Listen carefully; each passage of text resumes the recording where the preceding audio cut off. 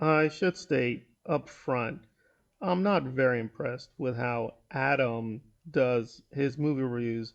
He's not the worst critic, but he has a lot of major flaws. Probably the most suspicious angle is his constant teaming up with EFAP, who are pretty right wing, crazy people and constantly start fights. But to be fair to him, he is slightly more critical, no pun intended, of Critical Drinker and some of the questionable guests they have on. But I will be mainly agreeing with him, but noting some hypocrisy about his praise for Poor Things, which is well deserved. The entire film is so comedic and intentionally absurdist that there's no point in trying to question the logic and ask questions about how they digest food or how they make certain noises and why, do they have both vocal cords of both animals? It's not worth asking those questions because the movie is well aware of how absurd it is. It is operating on a different plane of logic, on a different plane.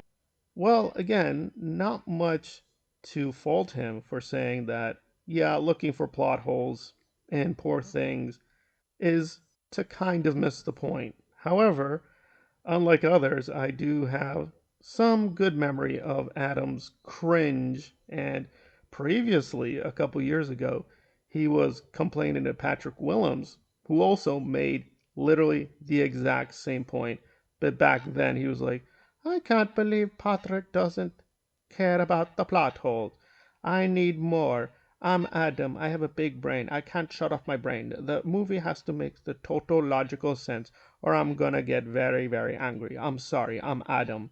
And apparently he's magically changed the rules because, that's what Adam does. But to be fair, he does this a lot. He just constantly contradicts himself. He doesn't really have a cohesive standard, but hey, he's successful, and that's all there is to it. But I did find his attempt to find a reason that Poor Things is really special to be kind of weak.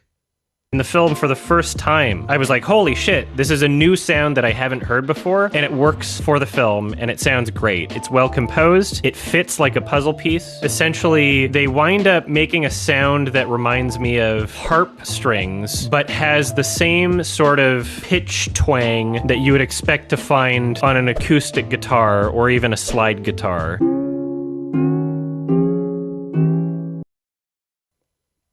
Well, I have no issue with the music per se, but I wasn't exactly overwhelmed by it either. It is pretty good music for what the story is, but I'm like, it's a really great film because you kept thinking about an acoustic twang. Well, there we are. But I do actually agree with him. Poor Things was a really, really extraordinary film and really fun. It does sound highly intellectual, highly artistic, and, quote, highly abstract. But no, it is artistic and intellectual, but it is not boring. It doesn't drag. For the most part, almost everything works. He gave this a 10 out of 10. I'm slightly more critical. I do think it's in 9 out of 10 territory. You will not be disappointed.